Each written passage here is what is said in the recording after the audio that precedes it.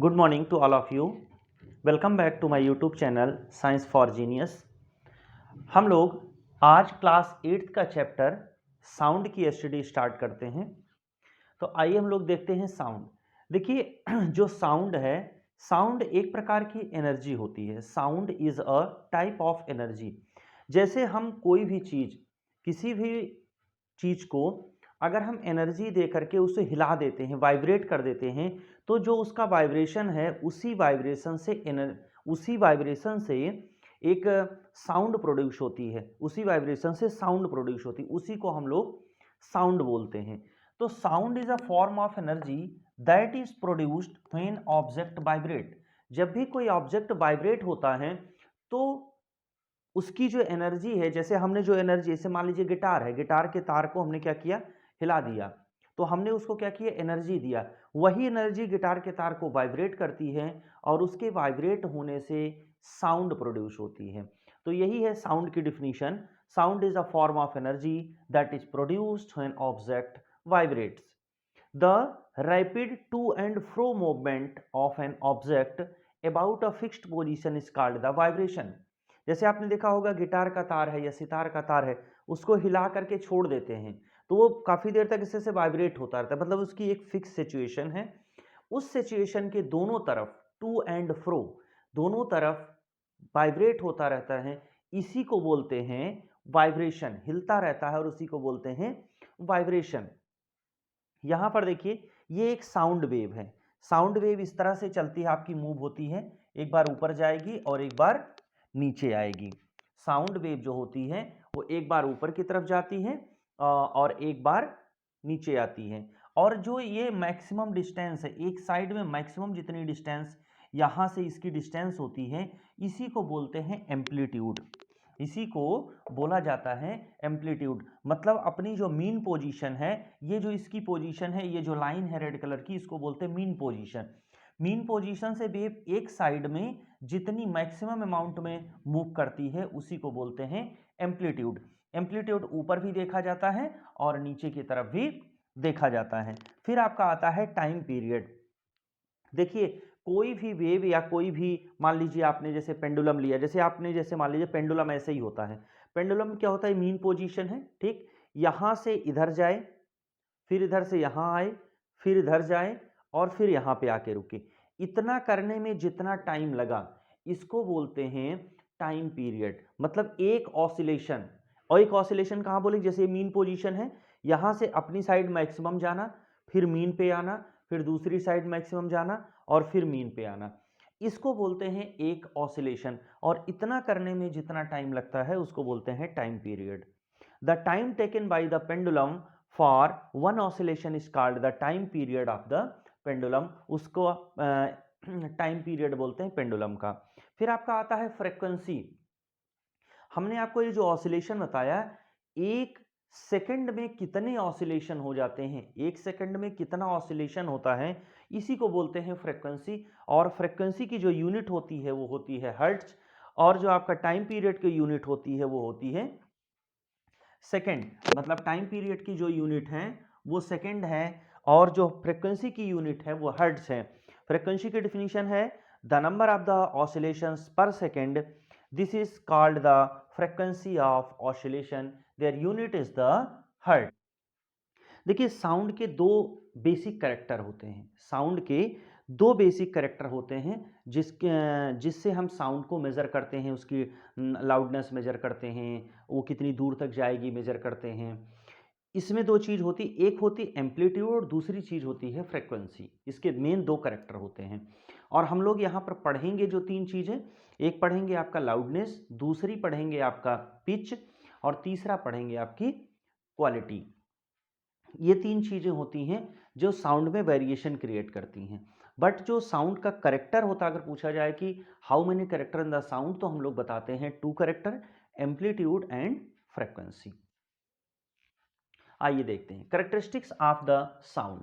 The factors which make sound different from the each other called the characteristics of the sound. जो sound में variation create करे, जैसे दो आदमी, मान लीजिए कोई आदमी है, दो आदमी अलग अलग बोल रहे हैं तो पहचान लेता है कि ये बोल रहे हैं और ये बोल रहे हैं। ये कैसे पहचान लेता है? क्योंकि साउंड ऐसी होती है कि उसके कुछ बेसिक कैरेक्टर्स होते हैं जिसकी वजह से हम लोग साउंड को पहचान लेते हैं। जैसे मान लीजिए कि एक कहीं पर प्रोग्राम हो रहा है, उसमें सितार बज रहा है, गिटार बज रहा है, ढोलक बज रही है, मजीरा बज रहा है, हारमोनियम बज रहा है, और हम ये जान जाते हैं अलग अलग कि ये इंस्ट्रूमेंट्स यहाँ पर प्रोग्राम में बज रहे हैं। वो हम कैसे जान जाते हैं? जानने के लिए जिस चीज़ की रिक्वायरमेंट होती है, साउंड, इन चीज़ों की साउंड को अलग अलग जानने के लिए जिस भी चीज़ की रिक्वायरमेंट होती है, जिस नॉर्म्स की रिक्वायरमेंट होती है, उसी को हम बोलते हैं characteristics of the sound. These factors are, यहाँ पर जो फर्स्ट फैक्टर है वो है आपका लाउडनेस। पहला जो इसका फैक्टर है वो आपका है लाउडनेस। आइए जरा देखते हैं कि लाउडनेस क्या है। The loudness of the sound produced by the vibrating object depend on the amplitude of the vibration. Loudness directly proportional to the amplitude square. Loudness directly proportional to the amplitude square. जैसे आप लोगों ने pendulum देखा होगा, हम इस पे बताते हैं, इसको समझिएगा कि एम्पलीट्यूड को तो किसको बोलते हैं। जैसे ये है कि ये है और एक साइड में मैक्सिमम जितनी दूरी तक ये जाता है, ये इसका मीन पोजीशन हो गया। जैसे हम इसको किसी, मान लीजिए पेंडुलम होता है, इसे हिलाते तो ये एक साइड में मैक्सिमम जितनी दूर तक जाएगा, मीन से यहाँ पर जाने की जो मैक्सिमम लेंथ होगी, इसी को हम लोग बोलते हैं एम्पलीट्यूड। इसी को बोलते हैं एम्पलीट्यूड। और एक चीज़ और वर्ड आपका आता है, ऑसिलेशन क्या होता है? देखिए, एक कंप्लीट साइकिल, जैसे मान लीजिए कोई चीज़ घूम रही हो और एक वो कंप्लीट रिवोल्यूशन या कंप्लीट साइकिल कंप्लीट करती है, तो उसको बोलते हैं ऑसिलेशन। जैसे मान लीजिए कि अर्थ है, अर्थ सन के चारों तरफ एक चक्कर लगा लेती, एक कंप्लीट ऑसिलेशन हो गया। मून अर्थ के चारों तरफ एक साइकिल कंप्लीट कर लेता है, एक कंप्लीट ऑसिलेशन हो गया। अगर हम पेंडुलम में कहें तो ये मीन से यहाँ मैक्सिमम गया, फिर मीन पे आया, फिर इधर मैक्सिमम गया, फिर मीन पे पहुंच गया। ये एक साइकिल, पेंडुलम की एक साइकिल मानी जाती, इसी को एक ऑसिलेशन बोलते हैं। डिफिनीशन बुक में बहुत सारी लिखी होंगी, हम लोग यहाँ पर इसको केवल समझते हैं। तो यहाँ पर आपका लिखा हुआ है कि the loudness of the sound produced bye a vibrating object depend upon the amplitude of the vibration. तो आप एम्पलीट्यूड समझ गए होंगे कि एम्पलीट्यूड किस चीज को कहते हैं। Loudness directly proportional to the amplitude square. Loudness जो होता है एम्पलीट्यूड स्क्वायर पर डिपेंड करता है। अब यहाँ पर जरा आइए देखते हैं लाउडनेस।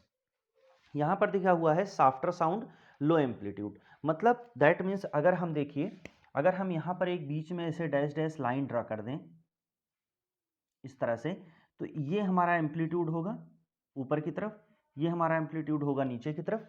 दैट मीन्स इसका एम्पलीट्यूड छोटा है, तो इसकी जो साउंड होगी वो सॉफ्टर होगी, सॉफ्ट साउंड होगी। आप देखते होंगे जब हम लोग साउंड वगैरह बजाते हैं तो लाउड साउंड कर देते हैं तो आवाज़ ज़्यादा हो जाती है। अब अगर हम यहाँ पर इस तरह से ऐसे एक लाइन ड्रा करें डैश डैश लगा करके, तो ये इसका एम्पलीट्यूड है, तो ये एम्पलीट्यूड ज़्यादा हो गया।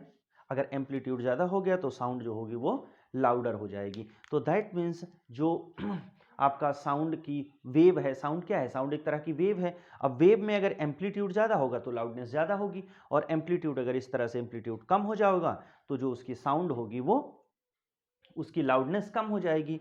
तो जो लो एम्पलीट्यूड वाला साउंड होगा उसको सॉफ्टर साउंड बोलेंगे, और हाई एम्पलीट्यूड वाला जो साउंड होगा इसको हम लोग लाउडर साउंड बोलेंगे। आइए कैरेक्टरिस्टिक्स ऑफ द साउंड की नेक्स्ट पॉइंट देखते हैं। नेक्स्ट पॉइंट है आपका पिच। पिच क्या होता है? The property of that varies with the variation in the frequency of the vibration, इसको बोलते हैं pitch. Pitch directly proportional to the frequency. जैसे जैसे फ्रीक्वेंसी बढ़ेगी वैसे वैसे पिच बढ़ती चली जाती है। जैसे जैसे फ्रीक्वेंसी बढ़ेगी वैसे वैसे उसकी पिच बढ़ेगी। देखिए यहाँ पर हमने एक रिलेशन दिया है, लो फ्रीक्वेंसी डल साउंड। जैसे जिस चीज़ की फ्रीक्वेंसी कम होगी उसकी साउंड जो होती है वो डल होती है, और जिसकी फ्रीक्वेंसी ज़्यादा होती है उसकी साउंड श्रिल होती है। जैसे जरा समझते हैं, जो फीमेल की वॉइस होती है उनकी फ्रीक्वेंसी ज़्यादा होती है तो उनकी जो साउंड होती है वो श्रिल होती। श्रिल को अगर हम हिंदी में बोलें तो पतली बोलते हैं, और अगर डल को हिंदी में बोलें तो इसको मोटी आवाज़ बोलते हैं। बोलते हो ना कि इसकी आवाज़ बहुत मोटी है, इसकी आवाज़ पतली है। तो जिसकी आवाज़ साउंड श्रिल है उसमें फ्रीक्वेंसी ज़्यादा है, और जिसकी साउंड डल है उसमें फ्रीक्वेंसी कम है। जैसे लायन की जो वॉइस होती है, लायन की जो साउंड होती है लाउड साउंड होती है, और उसकी जो साउंड होती है उसको बोलते हैं डल साउंड, और उसकी फ्रिक्वेंसी कम होती है। और जो हाई फ्रिक्वेंसी है, जैसे आपका कोयल की जो साउंड है, कोयल की जो साउंड होती है वो श्रिल साउंड होती है, और उसकी जो फ्रिक्वेंसी होती है वो ज़्यादा होती है। इसके साथ एक और रिलेशन होता है कि देखिए फ्रिक्वेंसी क्या है, फ्रिक्वेंसी एनर्जी को भी डिसाइड करती है, फ्रिक्वेंसी वेव की एनर्जी को भी डिसाइड करती है। तो दैट मीन्स ये कह सकते हैं कि अगर फ्रिक्वेंसी ज़्यादा है तो ये साउंड जो होती है to travel more distance, to travel more distance, ज़्यादा दूरी तय करेगी ये। दैट मीन्स जो साउंड जो होती है वो श्रिल होती है, वो ज़्यादा डिस्टेंस को तय करती है। ये हो गई पिच। नेक्स्ट प्रॉपर्टी आपकी होती है क्वालिटी।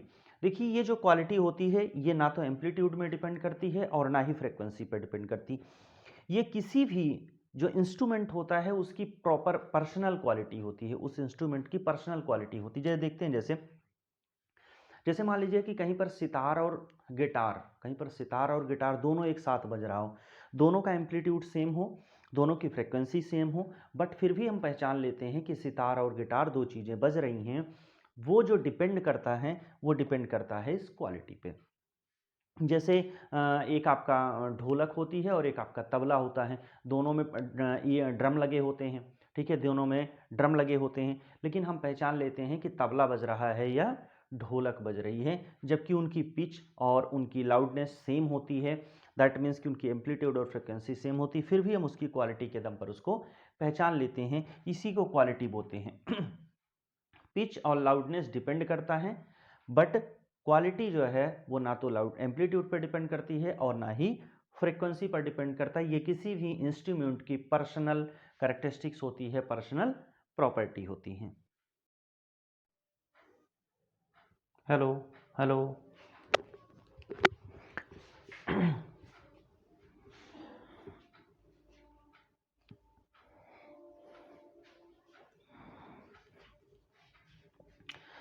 आइए हम लोग अब पॉइंट देखते हैं, हाउ साउंड ट्रेवल्स।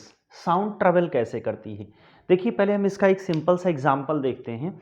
जैसे मान लीजिए आपने देखा होगा तालाब, तालाब देखा होगा, पॉन्ड देखा होगा, उसमें अगर हम बीच में कंकड़ फेंकते हैं तो सर्कल सर्कल सी वेव जैसी ऐसी वेव वेव चलती जाती है, वहाँ सेंटर पे गिरता है और वेव जो है किनारे की तरफ मूव होती चली जाती हैं। तो इसी तरह के साउंड की वेव भी ट्रेवल करती है। साउंड की जो वेव होती है जहाँ से क्रिएट होती है, जैसे मान लो एक जगह पे ऐसे घंटी बजाओ, बीच में एक जगह पे घंटी बजाओ, तो घंटी की जो साउंड होगी धीरे धीरे धीरे धीरे चारों दिशाओं में, इस तरह से मान लीजिए यहाँ पर बजाई गई तो चारों दिशाओं में ये फैलती हुई चली जाती है और एक टाइम के बाद वो फिनिश हो जाती है। फिनिश क्यों हो जाती है कि कोई भी चीज़ अगर मूव करती है, कोई भी चीज़ अगर डिस्टेंस कवर करती है तो उसकी एनर्जी लॉस होती है, और जैसे जैसे एनर्जी लॉस होती चली जाती है वो डाइंग आउट हो जाती है। तो इसके लिए हमने यहाँ पे देखते हैं जरा, when an object vibrates it makes the object it makes the adjacent air molecules vibrate with the same frequency. These in the turn transfer their vibration to the neighboring molecules. This process goes on. मतलब ये जो particle vibrate हुआ इसने अपने बगल वाले को energy दे दिया, जैसे ये पहले वाइब्रेट हुआ तो इसने अपने बगल वाले को एनर्जी दे दिया, ठीक, इसने बगल वाले को दिया, फिर इसने इसको दिया, फिर इसने इसको दिया, फिर इसने इसको दिया, फिर इसने इसको दिया। इसी तरह से ये प्रक्रिया आगे बढ़ती चली जाती है जब तक कि वेव की पूरी एनर्जी फिनिश नहीं हो जाती। तो इस तरह से sound one place to another place move करती है।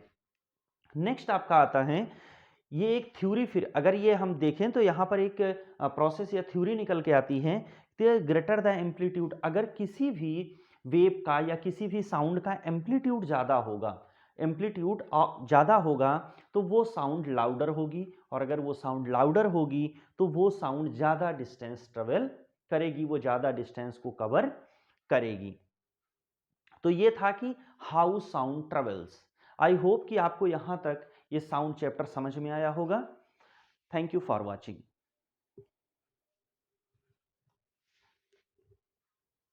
आइए हम लोग अब पॉइंट देखते हैं, how sound travels, sound travel कैसे करती है।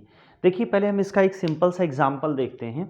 जैसे मान लीजिए आपने देखा होगा तालाब, तालाब देखा होगा, पॉन्ड देखा होगा, उसमें अगर हम बीच में कंकड़ फेंकते हैं तो सर्कल सर्कल सी वेव जैसी ऐसी वेव वेव चलती जाती है, वहाँ सेंटर पे गिरता है और वेव जो है किनारे की तरफ मूव होती चली जाती हैं। तो इसी तरह के साउंड की वेव भी ट्रेवल करती है। साउंड की जो वेव होती है जहाँ से क्रिएट होती है, जैसे मान लो एक जगह पे ऐसे घंटी बजाओ, बीच में एक जगह पे घंटी बजाओ, तो घंटी की जो साउंड होगी धीरे धीरे धीरे धीरे चारों दिशाओं में, इस तरह से मान लीजिए यहाँ पर बजाई गई तो चारों दिशाओं में ये फैलती हुई चली जाती है और एक टाइम के बाद वो फिनिश हो जाती है। फिनिश क्यों हो जाती है कि कोई भी चीज़ अगर मूव करती है, कोई भी चीज़ अगर डिस्टेंस कवर करती है तो उसकी एनर्जी लॉस होती है और जैसे जैसे एनर्जी लॉस होती चली जाती है वो डाइंग आउट हो जाती है।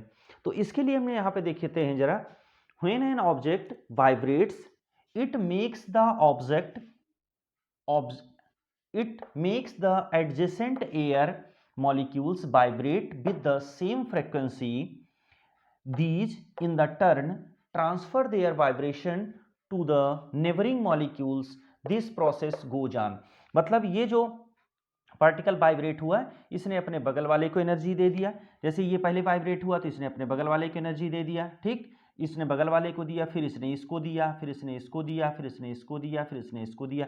इसी तरह से ये प्रक्रिया आगे बढ़ती चली जाती है जब तक कि वेव की पूरी एनर्जी फिनिश नहीं हो जाती। तो इस तरह से sound one place to another place move करती है। नेक्स्ट आपका आता है ये एक थ्योरी, फिर अगर ये हम देखें तो यहाँ पर एक प्रोसेस या थ्योरी निकल के आती है, ग्रेटर द एम्पलीट्यूड, अगर किसी भी वेव का या किसी भी साउंड का एम्पलीट्यूड ज़्यादा होगा, एम्पलीट्यूड ज़्यादा होगा तो वो साउंड लाउडर होगी, और अगर वो साउंड लाउडर होगी तो वो साउंड ज़्यादा डिस्टेंस ट्रेवल करेगी, वो ज़्यादा डिस्टेंस को कवर करेगी। तो ये था कि how sound travels. I hope कि आपको यहाँ तक ये साउंड चैप्टर समझ में आया होगा। Thank you for watching.